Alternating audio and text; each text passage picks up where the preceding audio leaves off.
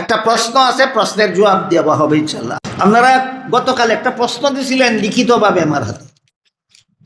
প্রশ্নটা খুব পরিষ্কারভাবে আমি বুঝতে পারি। আমি যতটুকু বুঝতে পারছি, যদি মর্মটা এরকম হয় যে মহল্লার মসজিদে মহল্লাবাসী কেউ এতেকাফ করে, বাইরের কাউকে এনে এতেকাফ করতে দেওয়া হয়। কোনো কোনো মসজিদে বাইরের লোকরে টাকা পয়সা দিয়ে এতেকাফ করার জন্য মহল্লাতে নিয়ে আসা হয়। কোনো কোনো মসজিদে মসজিদের ইমাম সাহেবকে এতেকাফ করতে বাধ্য করা হয়। এই এতেকাফ শুধু সহি হবে কিনা, শুদ্ধ হবে কিনা?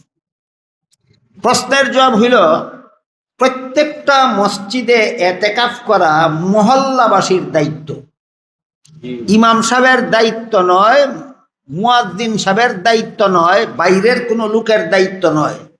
প্রতি মসজিদের এতেকাফ মহল্লাবাসীর দায়িত্ব।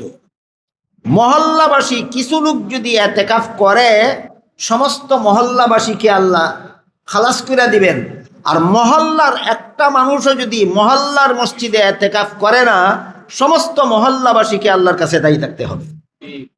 তাইলে মসজিদে এতেকাফ করা ইমামের দায়িত্ব না মুয়াজ্জিনের দায়িত্ব না বাইরের লোকের দায়িত্ব না একমাত্র মহল্লাবাসীর দায়িত্ব?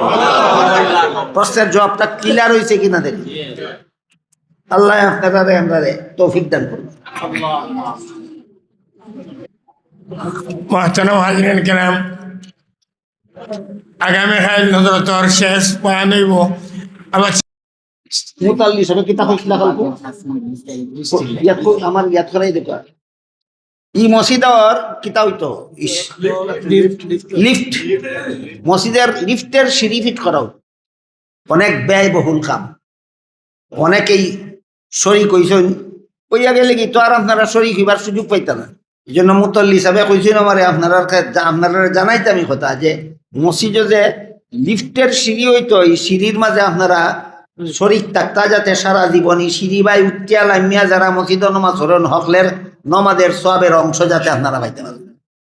এই কারণে মুতল্লি সাহেবের পক্ষ থেকে আপনারা আমি জানাই দিলাম, এই লিফটের সিঁড়ি এটার মধ্যে আপনারা যারা যারা শরিক হইতে চান, ইমাম সাহেবের লগে, খতিব সাহেবের লগে আর মুতল্লি সাহেবের লগে যোগাযোগ করে আপনারা শরিক হওয়ার ব্যবস্থা।